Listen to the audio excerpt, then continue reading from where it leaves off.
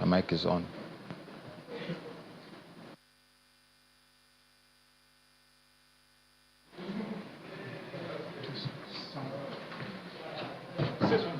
Dominic Iwiwu. Dominic Iwiwu. Dominic Iwiwu.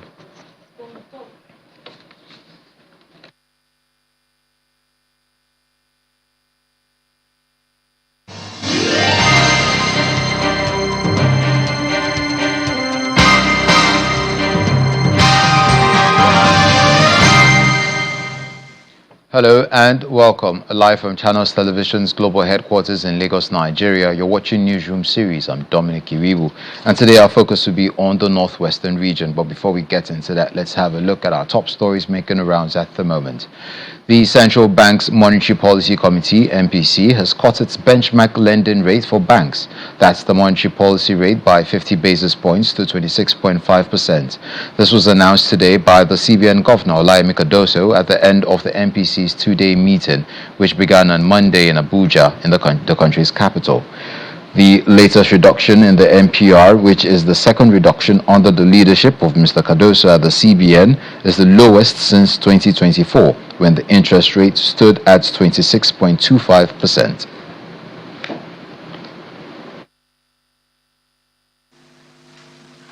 Decisions of the MPC. The committee decided as follows. 1. Reduce the monetary policy rate by 50 basis points to 26.5%. 2. Retain the standing facilities corridor around the MPR at plus 50 to minus 450 basis points. 3. Retain the cash reserve requirement, CRR, for deposit money banks at 45%, merchant banks at 16%, and 75% for non-TSA public sector deposits. The committee's decision was premised on a balanced evaluation of risks to the outlook, which suggests that the ongoing disinflation trajectory would continue, largely supported by the lagged transmission of previous monetary tightening, sustained exchange rate stability, and enhanced food supply.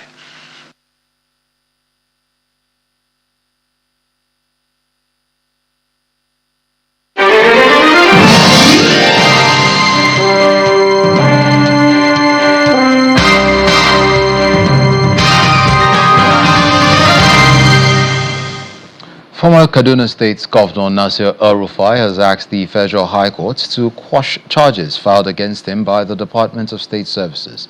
Mr. El-Rufai is challenging the competence and legality of the charges, describing them as an abuse of court process. According to the statement by his media advisor, Muyiwa, Mr. El-Rufai has filed an application before the Federal High Court seeking to quash charge number FHC/ABJ/CR/1999 99/2026 instituted against him by the Department of State Services. The matter is scheduled to be heard on February 25, 2026 before Justice Joy Abdul Malik. In his motion and notice, Mr. El-Rufai is asking the court to strike out the charge on grounds that it is incompetent, it discloses no offense known to law, and constitutes what he describes as a gross abuse of court process. According to the court documents, the motion cites 17 grounds for dismissal of the charges, including constitutional invalidity, lack of prosecutorial competence, alleged absence of evidence, and claims of political persecution. Staying in Kaduna State, but this time in the southern part, women and youth are being equipped with the skills to monitor development projects and advocate for their communities. The United Kingdom Foreign, Commonwealth and Development Office is leading the initiative to strengthen grassroots participation and accountability.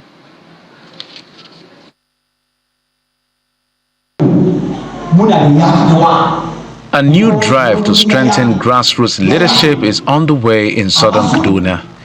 The program, supported by Foreign Commonwealth and Development Office under its Strengthening Peace and Resilience Across Nigeria initiative, is being implemented in partnership with Azofa Women and Youth Development Initiative. The initiative brings together women and young people from various communities, equipping them with practical tools to monitor ongoing development projects, engage local authorities, and demand accountability. It is designed to promote inclusive leadership and sustainable community development across the zone. We spoke about agriculture yesterday, and so the ministry that is responsible for they will be advocating to is Ministry of Agriculture. And so we spoke about water. There's a community that are having issues with potable drinking water. This is a community that, they are drinking from the same stream where the animals are drinking from. And so they want to identify some of these MDAs, like the Ministry of Water Resources, like Rwasa, where they will be able to draft advocacy message and seek their partnership for them to have either borehole to be drilled in those communities. We hope that after this training, you will go back to your various communities and step down this training. And we are also coming back, as I rightly say, to ensure that this work plan that you guys are into, you do proper follow-up, particularly in the aspect of advocacies. Remember the last advocacy that we've carried out across Kaura local government.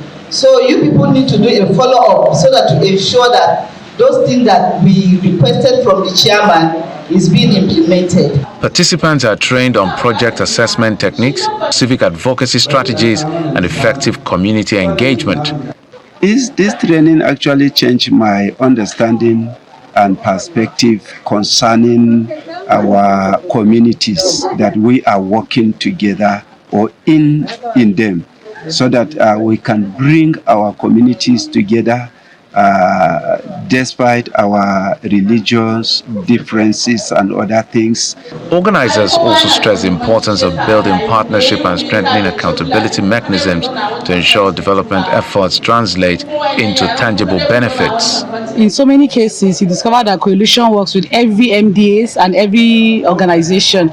They don't know the specific people to work with. So what we are trying to address is to link them up with the right people that will support them in their advocacy mission and in the laws or policies that they would want to create as the cost of this funding. Officials believe that empowering women and youth at the grassroots level not only strengthens democracy but also promotes transparency and ensures that development projects delivers meaningful and lasting impact to the people they are meant to serve. Staying in Kaduna State, the State Executive Council has approved the domestication of the National Gender Policy on Agriculture, a landmark decision aimed at promoting inclusive growth and expanding opportunities for women in the state's agricultural sector. The approval was granted during the state's weekly Executive Council meeting held at the Sir Kashim Ibrahim Government House, presided over by Governor Ubasani. State officials say the policy aligns with the framework developed by the Federal Ministry of Agriculture and Food Security, designed to address gender disparities in land ownership, access to inputs, financing, and extension services. In view of the fact that Kaduna plays a very great role in the food security of this country, and the productivity is key, and realizing that, the women play a very key role. They have the challenges of lack of having good access to land, finance, and other activities. That's why this policy is meant to address all those challenges. And this policy has been passed today for implementation. So going forward, we hope to see a lot of inclusion, because our governor is an inclusive governor, and the agri sector is one sector that will not be left behind. Kaduna State is the first state to domesticate the Women Economic Empowerment Policy, which is also a national issue. And the component of agriculture is being mentioned in that policy of Women Economic Empowerment Policy. That is the women in mechanized farming. Whenever women empowerment is brought in every government, people tend to see them as smallholders farmers. But Kaduna State want to see where women will be mechanized farmers, a very big farm that amount to millions of dollars owned by women.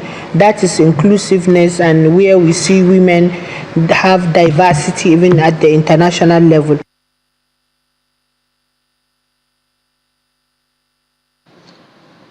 Malaria vaccine coverage in Kebbi State has recorded a significant improvement, rising from 34% to 78.7%. This improvement was disclosed at the end of project results sharing workshop on the enhanced project organized by a Malaria Consortium in Burning, Kebbi. Nigeria remains one of the countries hardest hit by malaria, a disease that continues to claim the lives of pregnant women and young children across the nation. In response to the heavy burden, the federal government rolled out the malaria vaccine in 2024, with Kebbi State among the first to implement the program. Following its introduction, the vaccine was integrated into the routine immunization schedule, ensuring that eligible children get access to the life-saving protection at no additional cost. To strengthen uptake and improve coverage in Kebbi, Malaria Consortium, with support from Gavi, the Vaccine Alliance, carried out an implementation research project designed to generate evidence and enhance vaccine delivery across Nigeria. Their findings are impressive. Yes, as a government, Kebbi State, under the leadership of Comrade Dr. Nasiru Idris Karongondu, Ministry of Health, we're doing everything possible to create an enabling environment for this continuous survey and reduction of the malaria prevalence in the state. It's confirmed that we can use the seasonal malaria chemoprevention platform to generate demand for malaria vaccine. So for us as a malaria partner, we are indeed very happy that another tool, which is malaria vaccine, that have come into the number of tools that we are using to battle the disease can actually work. And it demonstrated that the community have accepted it, and the feasibility of rolling it out is also confirmed. Health officials say the improved indicators reflect growing confidence in the malaria vaccine, driven by sustained community engagement and the active involvement of traditional and religious leaders. It has been our responsibility as leaders of communities. Whenever there is a program like this, I think it is our responsibility to give all maximum support to see that our community has benefited a lot in any program that come across, especially a health program. You know, people say health is wealth. So whenever your community is healthy, it is expected that wealth will be in that very community, and that community will be wealthy. So I can guarantee you, as traditional rulers in the traditional institution, whatever program that come up that has to do with our community, we are always ready to give our maximum support and cooperation to see that that project has succeeded immensely for the benefit of a particular community. At the close of the session, 4 mothers from Koko, Burning Kebbi, and Sakaba, the implementation local government areas, were honored for completing their children's immunization schedules, despite traveling long distances to access health facilities. You're watching Newsroom series live on Channels Television. Right after this break, we'll bring you more stories making the rounds in the Northwest. Stay with us. Welcome back. The United Nations Children Fund, UNICEF, has organized a 2-day high-level advocacy and media dialogue aimed at strengthening early childhood education and improving access to quality education in Sokoto State, Kebbi State, and Zamfara State. The event, held in Sokoto State, brought together journalists from the 3 states and is designed to equip media practitioners to raise public awareness, sustain policy dialogue, and promote community engagement in early childhood education. Speaking at the event, the chairman of the Sokoto State Universal Basic Education Board, Umar Nagwari, said the Sokoto State government, in collaboration with UNICEF, will establish 80 early childhood care and development centers across the state this year. He urged journalists to amplify government efforts aimed at reviving the Al-Majiri education program and other key education policies of the state. Meanwhile, the Sokoto Chief Field Officer of UNICEF, Michael Juma, stresses the importance of sustained media engagement in driving reforms that improve learning outcomes for children in the Northwest. We have shifted our strategy from one-off campaigns to structured partnership. Our traditional leaders, village and district heads are now active partners in monitoring education. We have placed a sustainable monetary incentives with community-owned approaches. Even in the face of challenges, such as network connectivity in remote areas or logical hurdles, we are innovating. We are using Kobo Collect and GPS technology to ensure our data is accurate and actionable. Quality education requires that children right from pre-primary have access to quality education with trained teachers and have also all the learning materials required to help them achieve better learning outcomes. And that can only happen if the media also plays a critical role in terms of informing, influencing, but also ensuring that we have appropriate policies formulated to guarantee quality learning for children. Now we switch to politics, as at least 6 aggrieved members of the All Progressives Congress in Kaduna State have submitted petitions to the party's appeal committee following the conduct of the recent ward and local government congresses in the state. The chairman of the appeal committee, Mr. Sadiq Muhammad Ali, disclosed this during a press conference held at the Kaduna Government House Press Center convened to address concerns arising from the exercise. He said the committee received petitions from some dissatisfied members and subsequently held meetings with them to deliberate on their complaints. Mr. Muhammad Ali maintained that during the exercise conducted across the 361 wards of the state, the party's constitution and guidelines were largely adhered to. In a vote of thanks, the chairman, local organizing committee and chief of staff, Government House, Abdul Kadir Maman Nasir, described the exercise as rancor and hitch-free, thanking the national chairman of the All Progressives Congress for sending grounded officials to conduct the exercise in the state. We were preparing to conduct congresses into local government, which we have also done that yesterday. Also, it was successful. It was agreed by all the stakeholders under the able leadership of His Excellency, the Executive Governor of Kaduna State, Malam Dikorada, PhD, and entire structure of APC of Kaduna State. So we are here to brief you as well to tell you that we have come to the conclusion of this exercise. So we've declared ourselves functus official as far as this exercise is concerned. We cease to have no role with regards to the exercise of congresses in Kaduna State. The election into positions in Kaduna local government would have been the most difficult, but you will bear me witness that we have never seen where consensus was carried out as peaceful, as rancor-free, and as diligent as it took place yesterday in Kaduna local government. I was so impressed. I thought my local government was the best. I say kudos to the leadership of the party, especially in Kaduna local government, especially the chairman of the stakeholders committee, Honorable Bashir Gabo Zolawa, who was there to conduct the affairs, and the elections went very well. Staying with party politics, the lawmaker representing Kaura Namoda Birnin Magaji Federal Constituency, Aminu Sani Jaji, has called for the cancellation of the recently conducted APC ward and local government congresses in Zamfara State, alleging widespread irregularities and exclusion of party members. Addressing journalists in Gusau, the Zamfara State capital, Mr. Jaji accused members of the Congress of the Congress Committee sent from the national headquarters of the All Progressives Congress APC of conspiring with certain elements to sideline legitimate party members who had duly paid for nomination and expression of interest forms. He alleged that several members in his constituency were denied access to the required forms despite making payments through party-designated accounts, describing the exercise as a kangaroo congress conducted in violation of the party's constitution.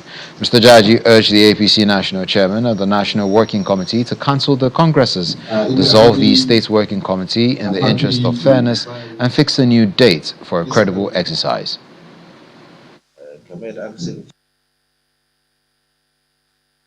The committee sent from the national headquarters of our great party, the APC, to conduct free and fair congress to all APC members. They are allegedly conspired with some working members of our party and other elements by denying some of our APC members who particularly purchased both nomination and expression form of interest to participate in the ward and the local government congresses across the state. However, we are saying this one because the rule of law allow each and every member of the party to participate in any exercise, either as a member who have interest in either of the executive member of both ward or local government level, and he equally has right to participate in voting or electing the members that will pilot the affairs of the party from ward to the local government level. So in Zamfara State, the members that were paid their money through the party designated account, they were being denied from having access to both nomination forms and the expression form of interest. For what? And that's where we'll drop the anchor on this edition of Newsroom series. I'm Dominic Iriwu. Enjoy the rest of your day.